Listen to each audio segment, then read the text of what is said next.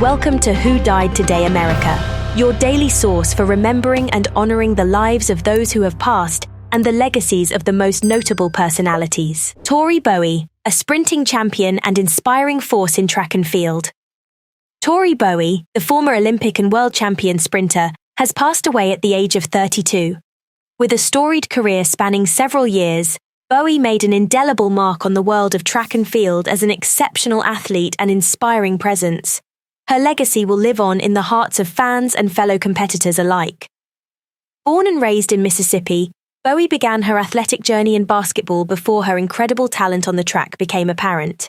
At the University of Southern Mississippi, she won national titles in the indoor and outdoor long jump events in 2011. After transitioning to sprinting in 2014, Bowie went on to achieve great success on the global stage. At the 2016 Olympics, she won a gold medal as part of the USA 4x100m relay team and went on to secure silver and bronze medals in the 100m and 200m events, respectively. In 2017, she claimed another relay gold at the World Athletics Championships in London and achieved individual gold in the 100m, solidifying her status as one of the sport's top athletes. Bowie's impact on the world of track and field was not limited to her victories alone. Her enthusiasm, determination, and infectious personality made her a beloved figure among fans and fellow athletes. Olympic champion Shelly-Ann Fraser-Pryce called Bowie a great competitor and source of light, and expressed that her energy and smile will always be with me. Raised by her grandmother in the small town of Sand Hill, Mississippi, Bowie's talent propelled her to international acclaim. She once expressed her hope that her hometown would one day have a sign welcoming visitors to Sand Hill, home of Tori Bowie. Her legacy as a champion, trailblazer, and inspiring force in track and field will not be forgotten. Tributes to Tori Bowie.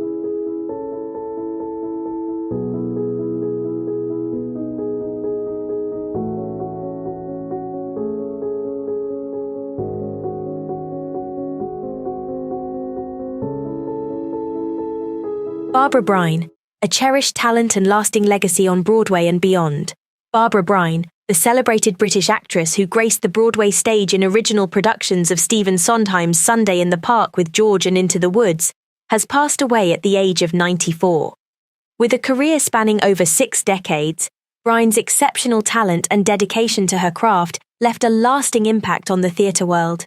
Beginning her career at the Royal Academy of Dramatic Art, Bryne went on to perform in over 30 roles at the Stratford Shakespeare Festival in Ontario, Canada. However, it was her work with the Guthrie Theatre in Minneapolis that solidified her status as a cherished talent. Over the years, she performed in more than 60 plays, earning acclaim for her memorable turn as Lady Bracknell in The Importance of Being Earnest. A versatile performer, Bryne garnered a Drama Desk Award nomination in 1982 for her off-Broadway performance as Kath in Entertaining Mr. Sloan. She later starred alongside Rosemary Harris in a Broadway revival of Noel Coward's family comedy, Hay Fever. Her performances as George's mother in Sunday in the Park, with George and Jack's mother in Into the Woods, further demonstrated her immense talent and versatility. Bryne's impressive career also extended to television and film, with appearances in NBC sitcom Love, Sydney, HBO animated series The Never-Ending Story, Milos Forman's Amadeus, and James Ivory's The Bostonians. She is survived by her daughter Susan and leaves behind a legacy that will undoubtedly live on at the Guthrie Theatre and in the hearts of theatre lovers everywhere. Tributes to Barbara Bryne.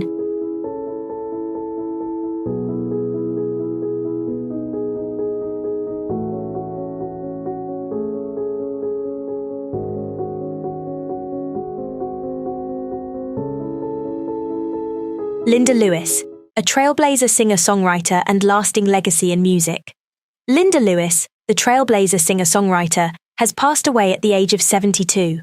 Known for her remarkable 5-octave vocal range, Linda's ability to effortlessly perform a variety of genres, including folk, soul, pop, and reggae, has left an indelible mark on the music industry. Her career spanned over 4 decades, making her one of Britain's most respected songwriters and vocalists.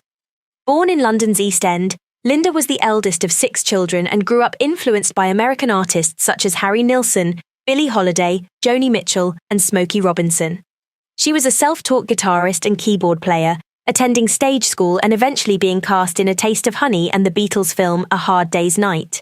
Throughout her career, Linda claimed 4 top 40 single hits, with her debut single Rock-a-Doodle-Doo reaching number 15 in 1973. Her cover of Betty Everett's It's in His Kiss became her only top 10 song, peaking at number 6. She released 10 studio albums between 1971 and 1999, with her 1975 compilation Not a Little Girl Anymore just making it into the UK top 40 album charts.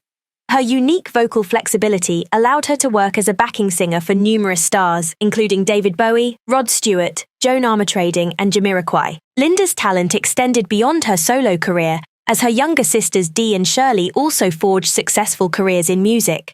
In recent years, Linda continued to perform and record, making appearances at renowned events such as Glastonbury, the Montreux Jazz Festival, and the Royal Festival Hall.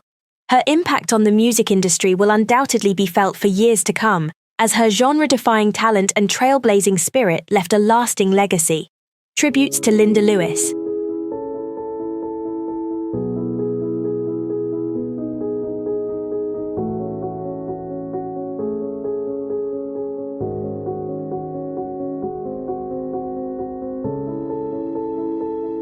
Claude Gray, a pioneering force in country music and the Nashville sound. Claude Gray, the American country music singer-songwriter and guitar picker known for his 1960 hit Family Bible, passed away at the age of 91. As a key figure in the Nashville sound and the countrypolitan movement, Gray helped to redefine and broaden the appeal of country music, attracting new audiences to the genre. Born in Henderson, Texas, on January 25, 1932, Gray began his singing career in high school before serving in the United States Navy from 1950 to 1954. After working as a salesman and radio announcer, Gray launched his recording career in 1959 with the release of I'm Not Supposed.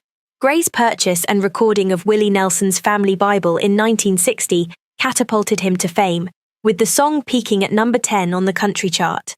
Alongside contemporaries like Ray Price, Jim Reeves, Eddie Arnold, Don Gibson, and Chet Atkins, Gray was instrumental in shaping the Nashville sound. His other hit, I'll Just Have Another Cup of Coffee, was covered and rearranged by the legendary Bob Marley as One Cup of Coffee. Gray's career highlights include the number 3 hit My Ears Should Burn, When Fools Are Talked About, written by Roger Miller, and the 1967 hit I Never Had the One I Wanted. In the late 1970s, Gray co-wrote the controversial song The Ballad of Jimmy Hoffa with Walt Breland. Despite initial resistance from Mercury Records, Gray eventually recorded the song for Ol Podner Records. Gray continued to perform with the Claude Gray Roadshow across North America and Europe, where classic country music remains popular. Standing at 6 feet 5 inches tall, Gray earned the moniker the Tall Texan. In April 2023, it was announced that Gray had entered hospice care due to a large brain tumor, leading to his passing on April 28, 2023. Claude Gray's pioneering contributions to country music and the Nashville sound have left an indelible mark on the genre and will be remembered for generations to come. Tributes to Claude Gray.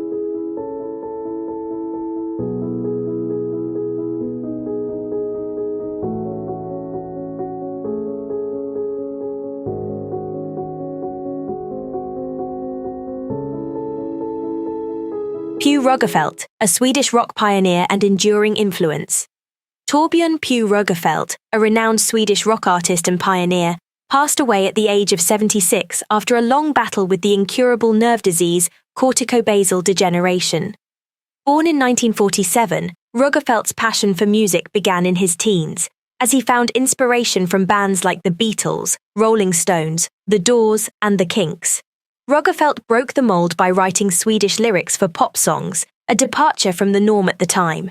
He gained notoriety in 1969 with the release of his debut album, Puja Da Da, which featured tracks like Here Comes the Night, Sma Lata Moln, and Surabaya Johnny. The album earned Rogefeldt a Grammy Award for Popular Production of the Year with Debut Singer, and was hailed as a milestone in Swedish rock history. Throughout his career, Rogefeldt continued to push boundaries, both commercially and creatively.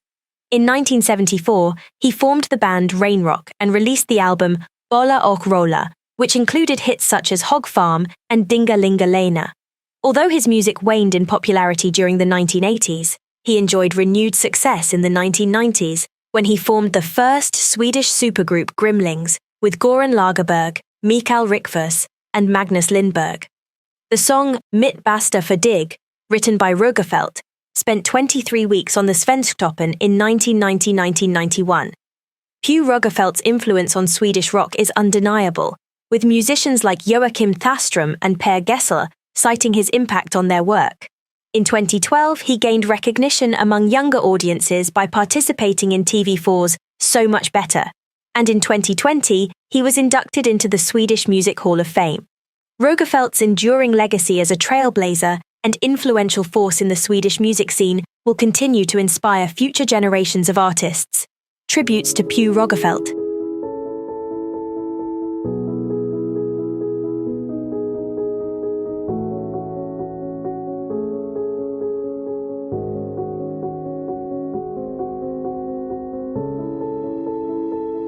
Yvonne Jacquette, a pioneering vision from the sky and lasting impact in art. Yvonne Jacquette, a groundbreaking painter known for her unique aerial perspectives, passed away at the age of 88. Her innovative approach to art began in the 1960s when she decided to look at things differently, eventually leading her to reverse her gaze and look down from above. This change in perspective allowed her to create breathtaking urban and rural landscapes, exploring the world from the sky.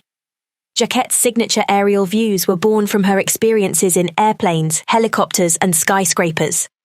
She took her unusual perspective to various locations, both in the United States and abroad. Some of her most striking paintings captured night views from the sky, such as Night Panorama with Jefferson Memorial, 1983, which was commissioned for the American Medical Association's headquarters in Washington. Her work has been described as quietly epic and is included in the collections of over 40 museums. Yvonne Jacquette's passion for aerial perspectives began with a flight to San Diego in 1969, where she discovered the beauty of clouds from within. This passion led her to master her craft, even overcoming initial bouts of nausea from her first experiences in small planes. Jacquette persisted, ultimately making a name for herself with her unique style. Her work was not only about the landscape she painted, but also about the nature of vision and the present state of art. Through her determination and exploration of new perspectives, she managed to set her work apart from other artists. Her paintings are not merely representations of famous spectacles, they offer a fresh, innovative way of seeing the world around us. Yvonne Jacquette is survived by her son, artist Tom Burkhart, a stepson, 3 sisters, 2 brothers, and 3 grandchildren. Her legacy will continue to inspire future generations of artists to look at the world differently and find beauty in unexpected places. Tributes to Yvonne Jacquette.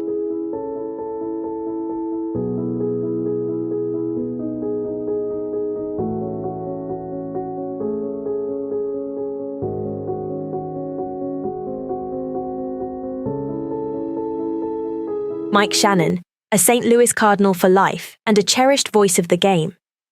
Mike Shannon, a St. Louis native who dedicated his entire career to the Cardinals, passed away at the age of 83. He was not only an outfielder and third baseman for the team, but also a beloved radio announcer for 50 years. Born on July 15, 1939, Shannon was a 3-sport star in high school and played in 3 World Series with the Cardinals, hitting a home run in each one. His 2-run home run off the Yankees' Whitey Ford in Game 1 of the 1964 World Series was a key moment in the Cardinals' eventual victory.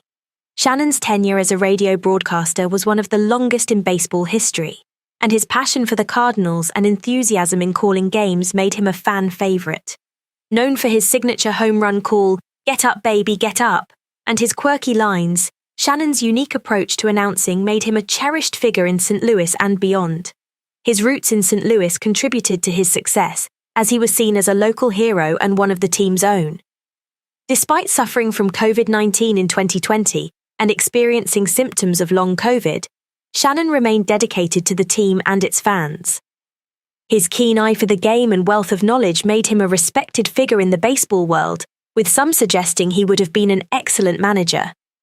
Shannon's legacy with the St. Louis Cardinals, both on and off the field, will be long remembered. His contributions to the team's success and his lasting impact on the fans who tuned in to listen to his broadcasts will be cherished for generations to come.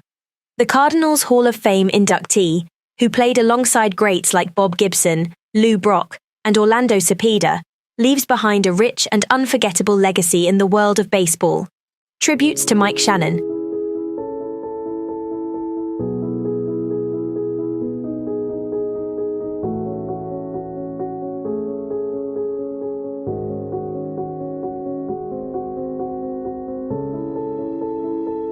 Ron Faber, a memorable presence in theatre and The Exorcist.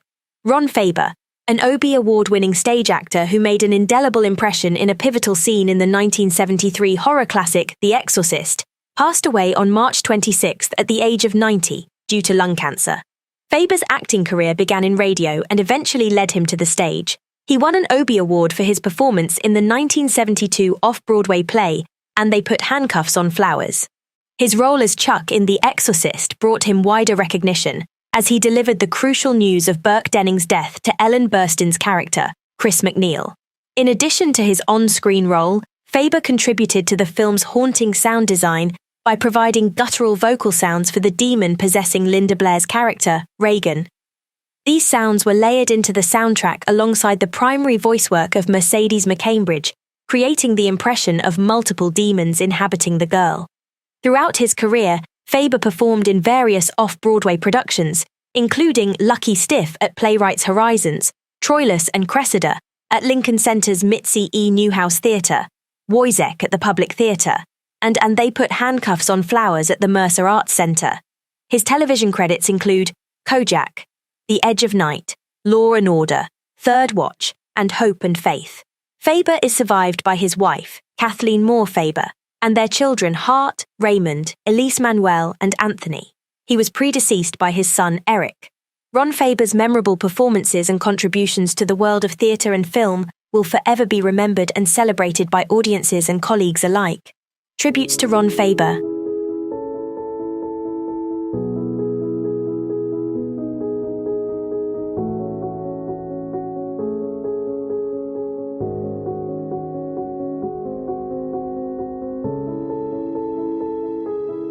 Maxine Klibingaitis, a trailblazer in Australian television and a lasting legacy. Australian actress Maxine Klibingaitis, known for her roles in the popular soap operas Neighbours and Prisoner, has died suddenly and unexpectedly at the age of 58. Her death was announced by a fan page dedicated to Australian TV show Prisoner, where she played the character of Bobby Mitchell. Her versatile acting career spanned many roles, including Terry Inglis in Neighbours. Born in 1964, Klibingaitis brought life to memorable characters that left a lasting impact on Australian television. As Terry Inglis, she broke new ground in Neighbours with a storyline that involved her character taking her own life, marking a first for the Ramsay Street soap. Her portrayal of teenage punk Bobby Mitchell in Prisoner from 1983 to 1985 was equally engaging, featuring dramatic storylines involving kidnapping and attempted escape from prison. Klibingaitis' contributions to Australian television were not limited to her acting roles. She was married to TV director Andrew Friedman, and together they had a son, Zane. Despite her passing, her legacy will continue to be remembered and celebrated through her work and the lives she touched both on and off the screen. Her last public appearance took place in 2019 at a Prisoner reunion in Melbourne. The news of her death has been met with an outpouring of condolences and tributes from fans and colleagues alike. As the entertainment industry mourns the loss of a talented actress, Maxine Klibingaitis' contributions to Australian television will be remembered for years to come. Tributes to Maxine Klibingaitis.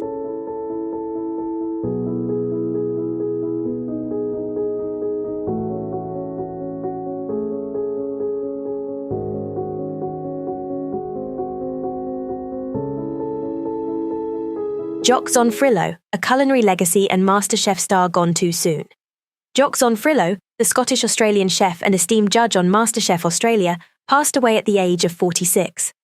Born in Glasgow in 1976, Zonfrillo began his culinary journey at the young age of 13 and went on to become an influential figure in the world of cooking. His sudden passing has left his family, friends and fans heartbroken. Zonfrillo's body was discovered by police in the early hours of Monday morning at a hotel on Legan Street, one of Melbourne's most famous streets known for its restaurants and bars. Police were called to perform a welfare check and found Frillo deceased. The Victoria Police spokesperson confirmed that his death is not being treated as suspicious. Starting as a dishwasher, Frillo eventually became one of the youngest ever apprentices at Turnberry Hotel. After working with renowned British chef Marco Pierre White, he later served as head chef at Cornwall's Tresanton Hotel and Sydney's 41.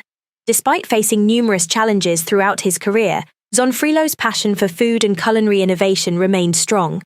In Adelaide, Frillo opened several successful restaurants, including the award-winning restaurant Orana. Named Australia's Restaurant of the Year by Gourmet Traveller magazine in 2018, Orana received numerous accolades before closing in 2020. In 2019, Frillo joined MasterChef Australia as a judge alongside Melissa Leong and Andy Allen. His warm and encouraging presence on the show made him a beloved figure among contestants and viewers alike. Jock Frillo's inspiring journey from dishwasher to celebrated chef and television personality is a testament to his determination and love for the culinary world. His passion for food and ability to overcome obstacles will continue to inspire aspiring chefs and home cooks alike.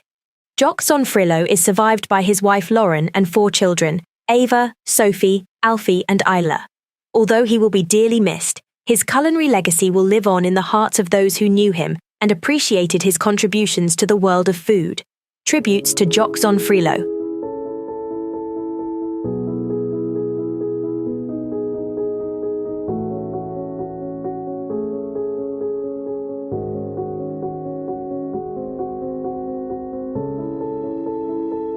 Thanks for watching Who Died Today America. If you enjoyed this tribute, please give it a thumbs up and share with friends. Don't forget to subscribe and hit the notification bell for more inspiring stories. Leave a comment below telling us who inspired you the most. See you in the next video.